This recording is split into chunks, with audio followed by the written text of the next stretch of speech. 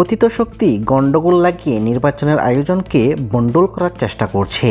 এই অপচেষ্টাকে প্রতিহত করতে ফ্যাসিবাদ বিরোধী সকল শক্তিকে ঐক্যবদ্ধ থাকতে হবে বলে মন্তব্য করেছেন প্রধান উপদেষ্টা ডক্টর মোহাম্মদ ইউনূস।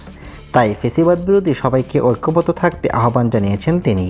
শনিবার বিকেলে ২৬শে জুলাই রাষ্ট্রীয় অতিথি ভবন যমুনায় প্রধান উপদেষ্টার সঙ্গে ১৪টি রাজনৈতিক দলের বৈঠকে তিনি এই আহ্বান জানান।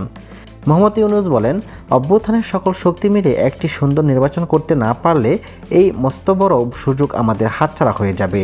পরাজিত শক্তি যখনই সুযোগ পাচ্ছে তখনই নানা রকম গণ্ডগোল সৃষ্টি করছে। এসব করে তারা দেশের স্বাভাবিক অগ্রযাত্রাকে মারাত্মকভাবে ব্যাহত করছে। প্রধান উপদেষ্টা আরও বলেন, যখনই নির্বাচনের প্রস্তুতি নিয়ে আমরা অগ্রসর হচ্ছি তখনই নানা ষড়যন্ত্র সামনে আসছে, কিন্তু বাস্তবতা হচ্ছে কোনো ষড়যন্ত্র করেই গণতান্ত্রিক অগ্রযাত্রাকে বাধাগ্রস্ত করা যাবে না, কারণ ফ্যাসিবাদ প্রশ্নে সবগুলো গণতান্ত্রিক শক্তির ঐক্য স্পষ্ট।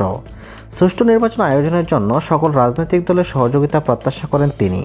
উপস্থিত রাজনৈতিক নেতারাও প্রধান উপদেষ্টাকে সর্বোত্তক সহযোগিতার আশ্বাস দেন।